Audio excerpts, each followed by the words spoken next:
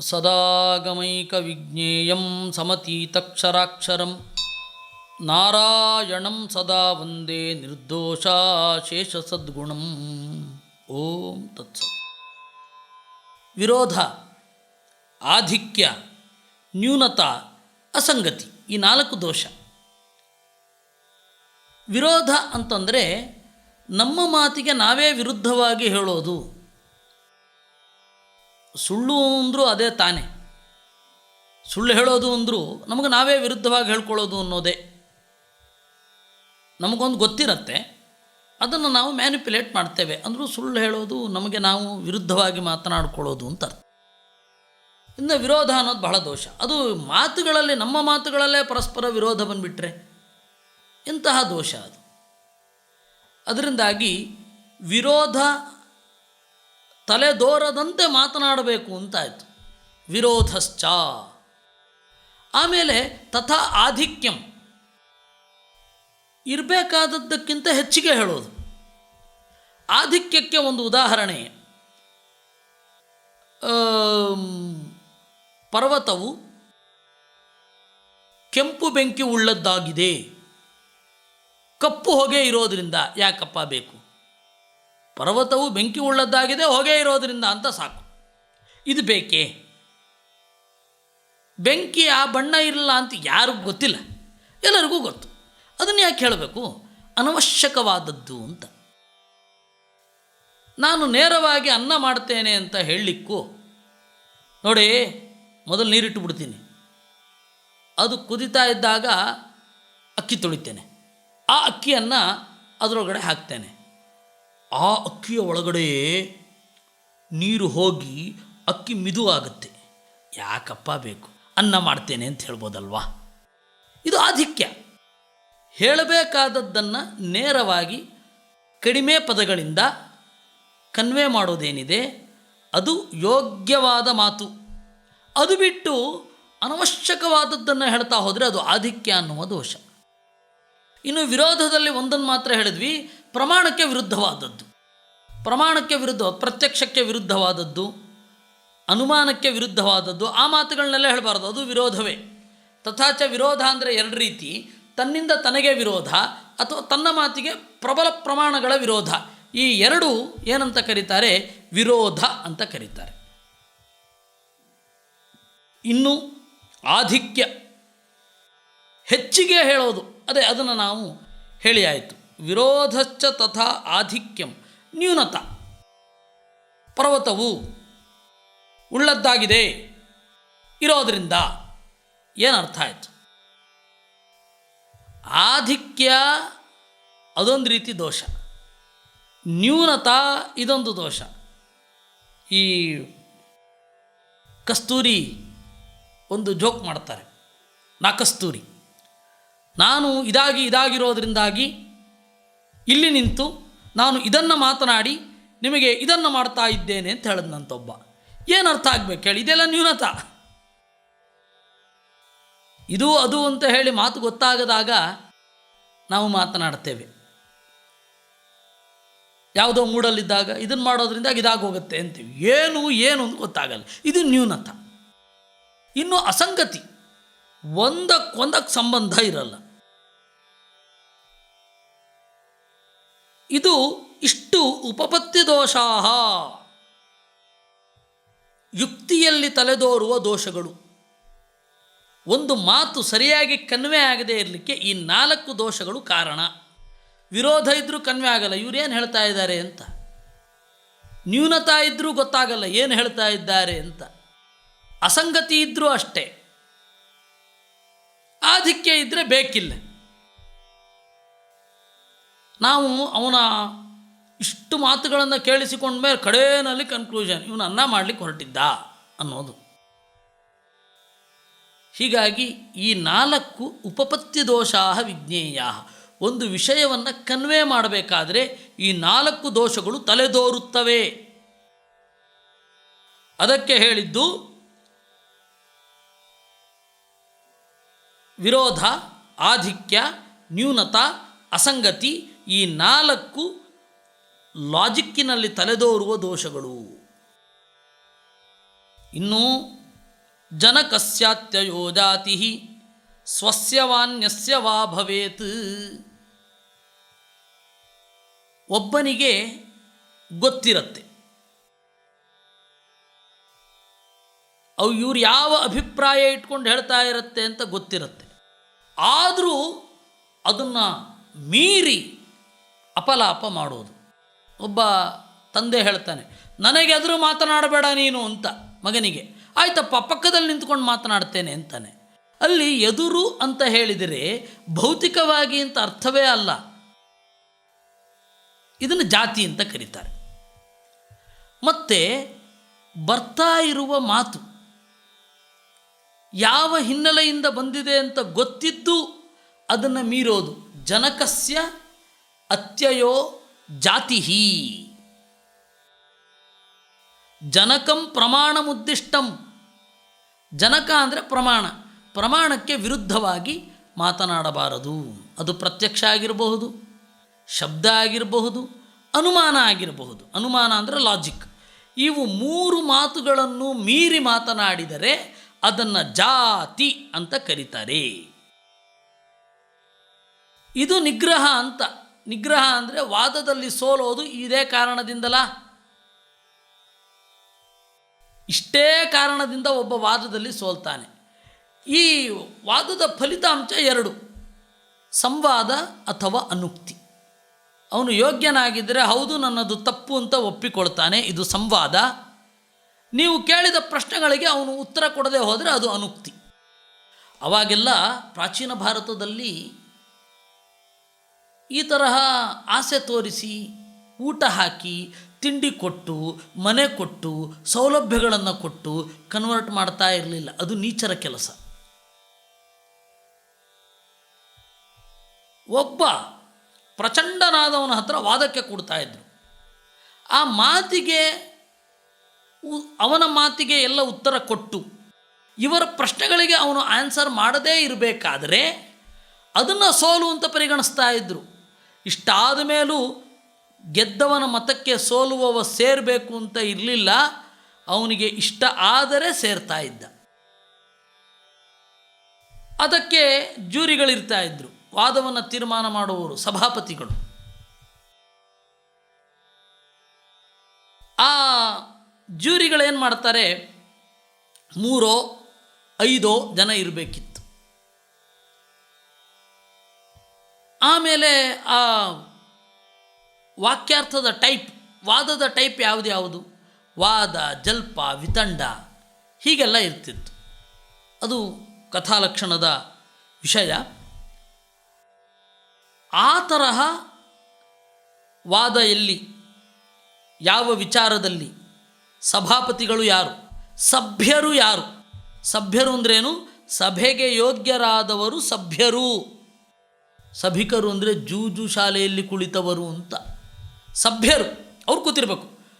ಅವರು ಕೂಡ ಡಿಸಿಷನ್ ಮೇಕಿಂಗಿನಲ್ಲಿ ಪಾತ್ರವಹಿಸಬಹುದು. ವಾದಿ ತಪ್ಪು ಮಾತನಾಡ್ತಾ ಇದ್ದಾನೆ, ಪ್ರತಿವಾದಿ ತಪ್ಪು ಮಾತಾಡ್ತಾ ಇದ್ದಾನೆ ಅಂತ. ಈ ಆ ಕಾಲದ ವಾದಗಳು ಏನು ನಡೀತಾ ಇತ್ತು ಅದನ್ನು ಇವತ್ತಿನ ನ್ಯಾಯಾಲಯದ ಪರಿಭಾಷೆಯಲ್ಲಿ ಕೊಟ್ಟವರು ಸತ್ಯಧ್ಯಾನರು. ಸಿವಿಲ್ ಸೂಟ್ ಅಂತ ಆ ಗ್ರಂಥದ ಹೆಸರು.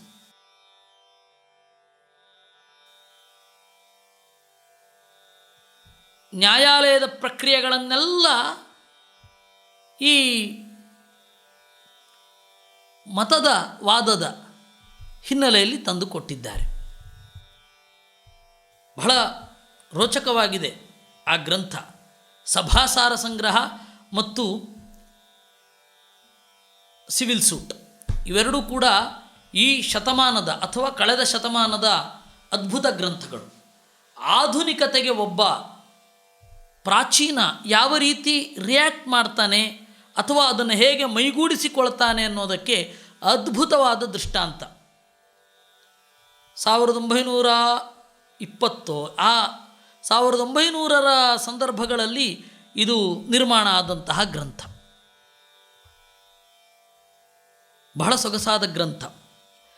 ಅಂದರೆ ಇವತ್ತು ಯಾವುದ್ಯಾವುದಕ್ಕೋ ಕೋರ್ಟು ಕಚೇರಿ ಅಂತಾರೆ. ಆದರೆ ಒಂದು ಮತ ಇದು ಸರಿ ಇದು ತಪ್ಪು ಅಂತ ತೀರ್ಮಾನ ಆಗಬೇಕಾದರೆ ನಾವು ಈ ತರಹ ಒಬ್ಬರು ಮಧ್ಯಸ್ಥರನ್ನು ಇಟ್ಟುಕೊಂಡು ಸಭ್ಯರನ್ನು ಇಟ್ಟುಕೊಂಡು ವಾದದ ಶಿಸ್ತಿನಲ್ಲಿ ಒಂದು ಸಭೆಯನ್ನು ನಡೆಸೋದು ಇಲ್ಲವೇ ಇಲ್ಲ. ಅದು ಹೇಗೆ ನಡೆಸಬಾರದು ಅನ್ನೋದಕ್ಕೆ ಅತ್ಯಂತ ನೀಚವಾದ ಕಾನ್ವರ್ಸೇಷನ್ ಯಾವ ರೀತಿ ಆಗತ್ತೆ ಅಂತ ತಿಳ್ಕೊಳ್ಳಿಕ್ಕೆ, ಹೇಗೆ ಮಾಡಬಾರದು ಅಂತ ನೀವು ತಿಳ್ಕೊಳ್ಳಿಕ್ಕೆ ಈ ಚಾನಲ್ಗಳ ಹರಟೆ ಕಟ್ಟೆಗಳಲ್ಲಿ ನಡೆಯುವ ಪ್ಯಾನಲ್ ಡಿಸ್ಕಷನ್ ನೋಡಿದ್ರೆ ಆಯಿತು. ಒಬ್ಬರದೊಬ್ಬರಿಗೆ ತಲೆ ಬುಡ ಇರಲ್ಲ. ಮುಗಿದ ಮೇಲೂ ಕೂಡ ಮೊದಲು ಹೇಗಿರ್ತಾರೋ ಹಾಗೇ ಇರ್ತಾರೆ. ಮತ್ತು ಯಾವ ಕರ್ಮಕ್ಕೆ ಡಿಸ್ಕಷನ್ನು? ಮಧ್ಯ ಮಧ್ಯದಲ್ಲಿ ಜಾಹೀರಾತಿದೆ ಬೇಡ ಅಂತ ಕಿರಿಚೋರು ಬೇರೆ, ಸಾಕು ಇಲ್ಲಿಗೆ ಅಂತ ಹೇಳೋರು ಬೇರೆ. ಹಿಂದೆ ಎಲ್ಲ ಪ್ರಶ್ನೆ ಕೇಳುವವರನ್ನು ಕೇಳಿದ್ರೆ ನಾವು ಸರ್ವಜ್ಞರಲ್ಲ, ತಿಳ್ಕೊಳ್ಳಿಕ್ಕೆ ಪ್ರಶ್ನೆ ಕೇಳ್ತಾ ಇದ್ವಿ ಅಂತ ಹೇಳ್ತಾ ಇರೋರು. ಆದರೆ ಈಗ ನಾವು ಸರ್ವಜ್ಞರು, ಅದರಿಂದಾಗಿಯೇ ಪ್ರಶ್ನೆ ಕೇಳ್ತಾ ಇದ್ದೇವೆ ಅಂತ ತಿಳ್ಕೊಳ್ಳೋರಿದ್ದಾರೆ. ಆ್ಯಂಕರ್ ಮಹಾಶಯರು ಯಾರೋ ಕೊಟ್ಟ ಪ್ರಶ್ನೆಯನ್ನು ಇವ್ರದ್ದು ಅಂತ ಹೇಳಿ ಆ ಉತ್ತರವನ್ನು ಸರಿಯಾಗಿ ತಿಳ್ಕೊಳ್ಳದೆ ರಿಯಾಕ್ಟ್ ಮಾಡೋರಿದ್ದಾರೆ. ಅದರಿಂದಾಗಿ ಅವತ್ತಿನ ಶಿಸ್ತು, ವಾದದಲ್ಲಿ ಒಂದು ಶಿಸ್ತು. ಆ ವಾದದಲ್ಲಿ ಯಾವುದು ದೋಷ, ಆ ವಾಕ್ಯ ಪ್ರಯೋಗ ಹೇಗೆ ಮಾಡಬೇಕು, ಸೋಲು ಯಾವುದು, ಗೆಲುವು ಯಾವುದು ಇತ್ಯಾದಿಗಳನ್ನೆಲ್ಲ ನಿಷ್ಕರ್ಷೆ ಮಾಡಿದ ಗ್ರಂಥಗಳು ಇದ್ದುವು. ಅದರೆಲ್ಲದರ ಮೇಲೆ ಬಂದ ಗ್ರಂಥ ಕಥಾಲಕ್ಷಣ. ಆ ಕಥಾಲಕ್ಷಣದಲ್ಲಿ ನಿಗ್ರಹ ಸ್ಥಾನ ಹೇಗೆ ಇತ್ಯಾದಿಗಳನ್ನು ಹೇಳಿದ್ದಾರೆ. ಅದನ್ನು ವಿಷ್ಣುತತ್ವ ನಿರ್ಣಯದಲ್ಲಿ ಒಂದು ಸ್ವಲ್ಪ ಮುಟ್ಟುತ್ತಾರೆ. ನಿಗ್ರಹ ಏತಯೇವ ಸ್ಯುಃ ಸಂವಾದಾನುಕ್ತಿ ಸಂಯುತಾ. ಈ ವಾದದಲ್ಲಿ ಪಾರ್ಟಿಸಿಪೇಟ್ ಮಾಡುವವನಿಗೆ ಅಂತಿಮವಾಗಿ ಫೈನಲಿ ಈ 4 ದೋಷಗಳು ಬರುತ್ತೆ. ವಿರೋಧ, ನ್ಯೂನತಾ, ಅಸಂಗತಿ, ಆಧಿಕ್ಯ. ಇಷ್ಟೇ ತಾನೇ ಬರೋದು. ಅಪ್ಪ ನೀನು ಅಷ್ಟೊಂದು ಮಾತಾಡ್ತಾ ಇದ್ದಿ, ಅದರ ಅಗತ್ಯ ಇಲ್ಲ, ಡಿಲೀಟ್ ಮಾಡಿಬಿಡು, ಅನ್ಪಾರ್ಲಿಮೆಂಟರಿ ವರ್ಡ್ ಆದ್ದರಿಂದಾಗಿ ತೆಗೆದುಹಾಕಿಬಿಡಿ ಅಂತ ಇದರಲ್ಲೆಲ್ಲ ಹೇಳ್ತಾರಲ್ಲ ಸಂಸದೀಯ ಮಾತುಕತೆಗಳಲ್ಲಿ. ಆ ತರಹ ಆಧಿಕ್ಯ. ನ್ಯೂನತಾ, ಹೇಳಬೇಕಾದ್ದಕ್ಕಿಂತ ಕಡಿಮೆ ಹೇಳಿದೆ, ನೀನು ಅವನ ಪ್ರಶ್ನೆಗೆ ಉತ್ತರ ಹೇಳಲಿಲ್ಲ, ನಿನ್ನ ಮಾತಿಗೆ ನಿಂದೇ ವಿರೋಧ ಇದೆ, ಇದನ್ನು ಒಪ್ಪಿಕೋ, ಸಂವಾದ. ಈ ಆಯಿತು, ಈ ಪ್ರಶ್ನೆಗೆ ತೃಪ್ತಿ ಆದರೆ ಅದು ಸಂವಾದ, ಆ ಪ್ರಶ್ನೆಗೆ ಉತ್ತರ ಕೊಡಲಿಕ್ಕೆ ಬರದೆ ಹೋದರೆ ಅನುಕ್ತಿ. ಎರಡೂ ಕೂಡ ಸೋಲು. ಈ ತರಹ ವಾದವನ್ನು ಮಾಡ್ತಾ ಇದ್ದ ಕಾಲ ಇತ್ತು. ಆದರೆ ಆ ವಾದ ಪ್ರಕ್ರಿಯೆಯಲ್ಲಿ 20-28ಕ್ಕೂ ಹೆಚ್ಚಿನ ದೋಷಗಳನ್ನು ಏನು ಹೇಳ್ತಾ ಇದ್ದರು, ಅದನ್ನು ಮಧ್ವಾಚಾರ್ಯರು ಎಲ್ಲವೂ ಸೇರಿಸಿದ್ರೆ 6 ಅಂದರು. ಆ ಗ್ರಂಥವನ್ನೇ ಇಟ್ಟುಕೊಂಡು ಹೇಳಿದ್ರೆ ನಿಮಗೆ ಹೌದು ಅಂತ ಅನಿಸುತ್ತೆ. ಪ್ರಮಾಣ ಪದ್ಧತಿ ಅಂತ ಹೇಳಿ ಒಂದು ಗ್ರಂಥ ಉಂಟು. ಆ ಪ್ರಮಾಣ ಪದ್ಧತಿ ಎನ್ನುವ ಜಯತೀರ್ಥರ ಗ್ರಂಥದಲ್ಲಿ ನೈಯಾಯಿಕರು ಮತ್ತು ಉಳಿದವರೆಲ್ಲ ಹೇಳುವ ದೋಷಗಳನ್ನು, ಎಲ್ಲ ದೋಷಗಳ ಅಂತಿಮ ಫಲಶ್ರುತಿ ಈ 6 ಹೇಗಾಗತ್ತೆ ಅನ್ನೋದನ್ನು ಅವರು ವಿವರವಾಗಿ ಸಾಧನೆ ಮಾಡಿದ್ದಾರೆ ಜಯತೀರ್ಥರು. ಅದನ್ನು ಇನ್ನೊಮ್ಮೆ ನೋಡುವ. ಸಂವಾದ ಅನುಕ್ತಿ ಸಂಯುತಾ. ಇನ್ನು ಈ ಅನುಮಾನಗಳು ಎಷ್ಟೋ ಥರದ್ದಿದೆ. ಆದರೆ ಅನುಮಾನ ಅದು ಒಂದು. ಪ್ರತ್ಯಕ್ಷ, ಅನುಮಾನ, ಆಗಮ. ಪ್ರತ್ಯಕ್ಷ, ಅನುಮಾನ, ಆಗಮ 3 ಪ್ರಮಾಣ ಇರೋದು. ಒಬ್ಬರು ಮೀಮಾಂಸಕರು ಅಂತ ಈ ದೇಶದಲ್ಲಿ ಆಗಿ ಹೋದರು. ಅವ್ರು ಹೇಳಿದ್ರು ಅರ್ಥಾಪತ್ತಿ ಅಂತನ್ನೋದೊಂದು ಪ್ರಮಾಣ, ಅದು ಪ್ರತ್ಯೇಕ. ತಾರ್ಕಿಕರು ಬಂದರು 4 ಪ್ರಮಾಣ ಅಂದರು. ಪ್ರತ್ಯಕ್ಷ, ಅನುಮಾನ, ಉಪಮಾನ, ಆಗಮ 4 ಪ್ರಮಾಣಗಳಿವೆ ಅಂತ ತಾರ್ಕಿಕರು. ಪ್ರತ್ಯಕ್ಷ, ಅನುಮಾನ, ಉಪಮಾನ, ಶಬ್ದ, ಅರ್ಥಾಪತ್ತಿ ಅಂತ ಹೇಳಿ ಮೀಮಾಂಸಕರು. ಹೀಗೆ ಅವ್ರಿಗೆ ಬೇಕಾದಷ್ಟು ಪ್ರಮಾಣಗಳನ್ನು ಹೇಳ್ತಾ ಹೋದರು. ಇವತ್ತಿನ ಚಾರ್ವಾಕರು ಪ್ರತ್ಯಕ್ಷ ಮಾತ್ರ ಪ್ರಮಾಣ ಅಂತಾರೆ, ಶಬ್ದ ಪ್ರಮಾಣ ಅಂತ ಒಪ್ಪಲ್ಲ. ಇನ್ನು ಕೆಲವರು ಪ್ರತ್ಯಕ್ಷ ಅನುಮಾನ ಎರಡೇ ಅಂತಾರೆ, ಅವರು ಶಬ್ದ ಒಪ್ಪಲ್ಲ. ಹೀಗೆ ಒಬ್ಬೊಬ್ಬರು ಒಂದೊಂದು ತರಹ. All birds are flying on own way ಅಂತ ಹೇಳ್ತಾರಲ್ಲ, ಹಾಗೆ ಅವರವ್ರದ್ದೇ ಇದ್ದಾರೆ. ಆಚಾರ್ಯರು ಹೇಳಿದ್ರು ಇಲ್ಲಪ್ಪ ಇರೋದೇ 3 ಅಂದರು. ಹೇಗೆ? ಅರ್ಥಾಪತ್ತಿ ಅಂದ್ರೇನು? ಅರ್ಥತಃ ಯದ್ ಆಪಾದ್ಯತೆ ಅದು ಅರ್ಥಾಪತ್ತಿ. ಅರ್ಥ ಅಂತಂದರೆ ಕಣ್ಣಿಗೆ ಕಾಣೋದು. ಕಣ್ಣಿಗೆ ಕಾಣೋದರಿಂದ ಕಾಣದೇ ಇರೋದರ ಊಹೆ ಅದು ಅರ್ಥಾಪತ್ತಿ. ಅವರು ಅದಕ್ಕೆ ಕೊಡತಕ್ಕಂತಹ ಒಂದು ಉದಾಹರಣೆ ಹೀಗೆ. ದೇವದತ್ತ ಬೆಳಗ್ಗೆ ಊಟ ಮಾಡಲ್ಲ, ನಾವೇ ನೋಡ್ತಾ ಇದ್ದೇವೆ. ರಾತ್ರಿ ಊಟ ಮಾಡಲೇಬೇಕು. ಯಾಕೆಂದರೆ ಒಳ್ಳೆ ಪುಷ್ಟನಾಗಿ ಇದ್ದಾನೆ. ದೇವದತ್ತನು ರಾತ್ರಿ ಊಟ ಮಾಡುತ್ತಾನೆ, ಬೆಳಗ್ಗೆ ಊಟ ಮಾಡುವುದಿಲ್ಲ, ಆದರೆ ದಷ್ಟಪುಷ್ಟನಾಗಿದ್ದಾನೆ ಅಂತ ಕಾಣ್ತಾ ಇರೋದು ದೇವದತ್ತನ ಒಳ್ಳೆ ದೇಹ, ಕಾಣದೇ ಇರೋದು ರಾತ್ರಿ ಭೋಜನ. ಕಾಣುವ ಫಿಟ್ನೆಸ್ಸನ್ನು ನೋಡಿಕೊಂಡು ಕಾಣದ ರಾತ್ರಿ ಭೋಜನವನ್ನು ನಾವು ಕಲ್ಪನೆ ಮಾಡ್ತಾ ಇರೋದು. ಇದು ಅರ್ಥಾಪತ್ತಿ ಅಂತ ಪ್ರತ್ಯೇಕ ಪ್ರಮಾಣ ಆಗಬೇಕು ಅಂತ. ಈಗ ಪ್ರತ್ಯೇಕ ಜಿಲ್ಲೆಯ ಸ್ಥಾನಮಾನವನ್ನು ಕೊಡಬೇಕು ಅಂತ ಗಲಾಟೆ ಮಾಡಲ್ವೇ, ಹಾಗೆ ಪ್ರತ್ಯೇಕ ಪ್ರಮಾಣದ ಸ್ಥಾನಮಾನವನ್ನು ಕೊಡಬೇಕು ಅಂತ. ಆಗ ಅದಕ್ಕೆ ಆಚಾರ್ಯ ಹೇಳಿದ್ರು, ಯಾಕಪ್ಪ ಅಷ್ಟು ಕಷ್ಟಪಡ್ತೀರಾ, ಅದು ಅನುಮಾನವೇ ತಾನೇ ಅಂದರು. ಅನುಮಾನದಲ್ಲೇ ಸರಿ ಹೋಗುತ್ತೆ ಅರ್ಥಾಪತ್ತಿ ಅಂತ ಅನ್ನೋದು, ಅದು ಪ್ರತ್ಯೇಕ ಯಾಕೆ? ಅರ್ಥತ ಪ್ರಾಪ್ತಿರೇವ ಅರ್ಥಾಪತ್ತಿ. ಔಟ್ಕಮ್ಮಿನಿಂದ ನಾವು ಕಾಸನ್ನು ಊಹಿಸಿದರೆ ಅದು ಅರ್ಥಾಪತ್ತಿ. ಔಟ್ಕಮ್ ಏನು? Physical fitness. ಅದರಿಂದ ನೀವು ಊಹಿಸೋದು ಯಾವುದು? ರಾತ್ರಿ ಭೋಜನವನ್ನು, ಮುಗಿತಲ್ಲ ಅಲ್ಲಿಗೆ. ಅದು ಅನುಮಾನವೇ ಆಗತ್ತೆ. ಅರ್ಥಾಪತ್ತಿ ಅನ್ನೋದು ಬೇರೆ ಪ್ರಮಾಣದ ಸ್ಥಾನಮಾನವನ್ನು ಯಾಕೆ ಪಡಿಬೇಕು, ಅಗತ್ಯ ಇಲ್ಲ ಅಂದರು ಮಧ್ವಾಚಾರ್ಯರು. ಇನ್ನು ಉಪಮಾನ.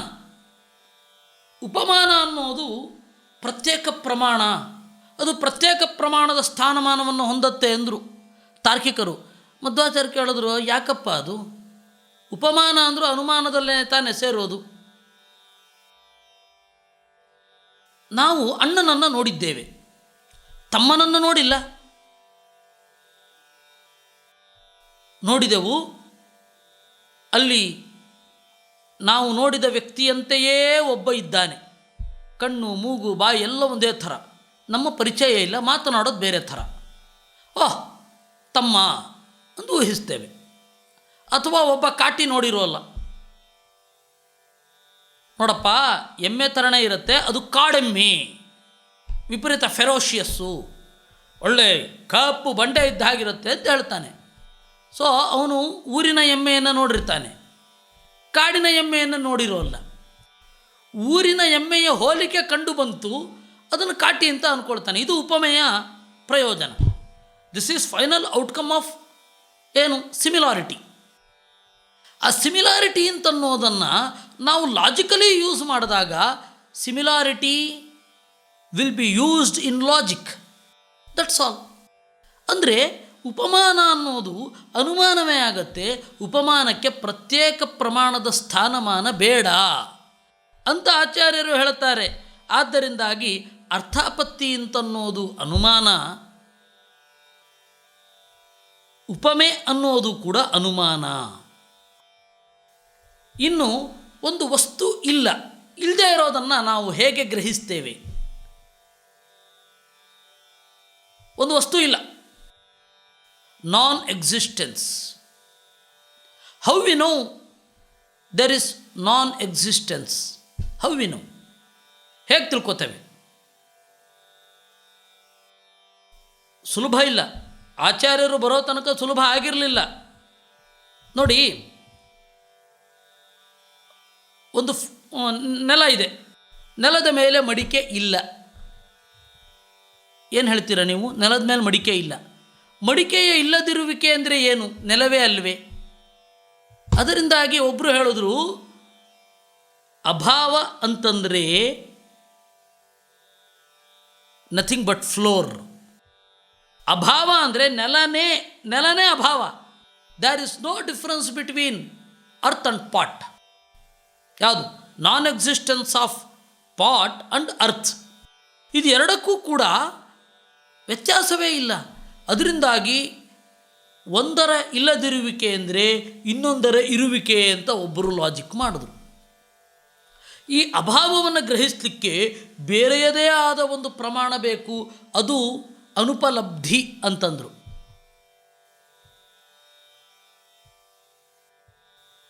ಅದಕ್ಕೆ ಮಧ್ವಾಚಾರ್ಯರು ಹೇಳಿದ್ರು, ನೋಡ್ರಿ, ಅಭಾವವನ್ನು ಎರಡು ರೀತಿಯಿಂದ ನಾವು ಗ್ರಹಿಸಬಹುದು. ನನಗೆ ಸುಖ ಇಲ್ಲ ಅಂತನ್ನೋದು ಆಂತರಿಕ ಅನುಭವ, ಅದನ್ನು ಯಾರೂ ಹೊರಗಡೆ ಬಂದು ಹೇಳಬೇಕಾಗಿಲ್ಲ. ನನಗೆ ದುಃಖ ಇಲ್ಲ ಅನ್ನೋದು ನನ್ನ ಆಂತರಿಕ ಅಭಾವ, ಅದನ್ನು ಯಾರೂ ಕೂಡ ಹೊರಗಡೆಯಿಂದ ಬಂದು ತೂರಿಸ್ಬೇಕಾಗಿಲ್ಲ. ಸುಖ ಇಲ್ಲ ಕಣೋ ನಿನಗೆ, ಸುಖ ಇಲ್ಲ ಅಂತ ಏನು ಹೇಳಬೇಕಾಗಿಲ್ಲ. ಸುಖ ಇದು ಒಳಗಡೆಯಿಂದ ಬರತಕ್ಕಂಥದ್ದು. ಇನ್ನೊಂದು ಹೊರಗಡೆ ಇಲ್ಲ, ಅದು ಮಡಿಕೆ ಇದೆಯಾ? ಇಲ್ಲ, ಕಾಣಿಸ್ತಾ ಇಲ್ಲ, ಅದರಿಂದಾಗಿ ಇಲ್ಲ. ಅದರಲ್ಲಿಯೂ ಕೂಡ ಆ ಅನುಪಲಬ್ಧಿ ಅನ್ನೋದು ಎರಡು ರೀತಿ. ಒಂದು ಬೆಳಕಿನಲ್ಲಿ ಕಣ್ಣಿಗೆ ಕಾಣುತ್ತೆ, ಮಡಿಕೆ ಇಲ್ಲ. ಇನ್ನೊಂದು ಕತ್ತಲಲ್ಲಿ ನಮಗೆ ಮಡಿಕೆ ಇಲ್ಲ ಅಂತ ಹೆಂಗೆ ಗೊತ್ತಾಗತ್ತೆ ಅಂದರೆ, ನಾವು ನಡ್ಕೊಂಡು ಹೋಗ್ತಾ ಇದ್ವಿ, ಎಲ್ಲೂ ಕೂಡ ಕಾಲಿಗೆ ಸಿಗಲಿಲ್ಲ, ಕೈಗೆ ಸಿಗಲಿಲ್ಲ. ಇಷ್ಟೇ. ಈ ಅಭಾವದ ಪರಿಜ್ಞಾನವನ್ನು ಒಂದು ಪ್ರತ್ಯಕ್ಷದಿಂದ ತಿಳಿಬಹುದು, ಒಂದು ಅನುಮಾನದಿಂದ ತಿಳಿಬಹುದು, ಒಂದು ನಮ್ಮ ಒಳಗಡೆಯ ಅರಿವಿನಿಂದ ತಿಳ್ಕೊಳ್ಬಹುದು. ಮುಗೀತಷ್ಟೇ. ಒಂದು ಪ್ರತ್ಯಕ್ಷದಲ್ಲಿ ಸೇರುತ್ತೆ ಅನುಪಲಬ್ಧಿ, ಇನ್ನೊಂದು ಅನುಮಾನದಲ್ಲಿ ಸೇರುತ್ತೆ. ಅದಕ್ಕೆ ಪ್ರತ್ಯೇಕ ಪ್ರಮಾಣದ ಸ್ಥಾನಮಾನ ಬೇಕಾ? ಅದರಿಂದಾಗಿ ಇರೋದೇ ಮೂರು: ಪ್ರತ್ಯಕ್ಷ, ಅನುಮಾನ, ಆಗಮ ಅಂದರು. ಈ ಆಗಮ ಅನ್ನೋದು ಎರಡು ರೀತಿಯಾಗಿದೆ. ನಿತ್ಯವಾದ ಆಗಮ, ಅನಿತ್ಯವಾದ ಆಗಮ. ಅಂದರೆ ನಿತ್ಯವಾದ ಆಗಮ ಅಂತ ಹೇಳಿದರೆ ವೇದ, ಅನಿತ್ಯವಾದ ಆಗಮ ಅಂದರೆ ಉಳಿದಿದ್ದೆಲ್ಲ. ಅದರ ಸ್ವರೂಪವನ್ನು ನಾವು ಮತ್ತೆ ಮುಂದೆ ನೋಡಬೇಕಿದೆ. ಆಚಾರ್ಯರು ಬ್ರಹ್ಮತರ್ಕದ ಮಾತಿನಿಂದ ಪ್ರಾಸಂಗಿಕವಾಗಿ ಈ ತರಹದ ಪರಿಜ್ಞಾನವನ್ನು, ಅಂದರೆ ಎಪಿಸ್ಟೊಮಾಲಜಿಯ ಪರಿಚಯವನ್ನು ನಮಗಿಲ್ಲಿ ಮಾಡಿಕೊಟ್ಟಿದ್ದಾರೆ. ಇದನ್ನು ವಿಸ್ತಾರವಾಗಿ ನಾವು ಅನುವ್ಯಾಖ್ಯಾನದಲ್ಲಿ ನೋಡ್ತೇವೆ. ಆಚಾರ್ಯರ ಅನುವ್ಯಾಖ್ಯಾನದ ಆಶಯವನ್ನು ಜಯತೀರ್ಥರು ಇನ್ನಷ್ಟು ವಿಸ್ತಾರ ಮಾಡಿದ್ರು. ಆಮೇಲೆ ವ್ಯಾಸತೀರ್ಥರು ಬಂದರು, ಅವರು ಇನ್ನಷ್ಟು ವಿಸ್ತಾರ ಮಾಡಿದ್ರು ತರ್ಕತಾಂಡವದಲ್ಲಿ. ಆಮೇಲೆ ಸತ್ಯನಾಥ ತೀರ್ಥರು ಅಭಿನವ ತಾಂಡವ ಅಂತ ಇನ್ನಷ್ಟು ಪರಿಷ್ಕಾರಗಳನ್ನು ಅವರೆಲ್ಲ ಮಾಡಿದ್ದಾರೆ. ಅದನ್ನು ಅವಾಗವಾಗ ನೋಡೋಣ. ಅಂದರೆ ಇಂಟಲೆಕ್ಚುವಲ್ ವೆಲ್ತ್ ಏನಿದೆ, ಆ ಒಂದು ಪ್ರಜ್ಞಾ ವೈಭವ, ಅದನ್ನು ನಾವು ವೇದಾಂತಿಗಳಲ್ಲಿ ಹೇಗೆ ಇದೆ ಅನ್ನೋದನ್ನು ಕಾಣಬೇಕಿದೆ. ದೇವರು ಅದರ ಬಗ್ಗೆ ನಮಗೆ ಅರ್ಥ ಮಾಡಿಸಿಕೊಡಲಿ. ಪುರಂದರ ಬುದ್ಧ ಅವರು ಈ ಸಂಚಿಕೆಯನ್ನು ಪ್ರಾಯೋಜಿಸಿದ್ದಾರೆ. ಅವರಿಗೆ ದೇವರು ಒಳ್ಳೆಯದು ಮಾಡಲಿ, ಈ ಜ್ಞಾನದ ಆನಂದವನ್ನು ಅವರಿಗೆ ಕೊಡಲಿ ಅಂತ ಹೇಳಿ ದೇವರಲ್ಲಿ ಬೇಡಿಕೊಳ್ಳುತ್ತಾ ಈ ಸಂಚಿಕೆಯನ್ನು ದೇವರಲ್ಲಿ ಅರ್ಪಿಸೋಣ. ಕೃಷ್ಣಾರ್ಪಣಮಸ್ತು.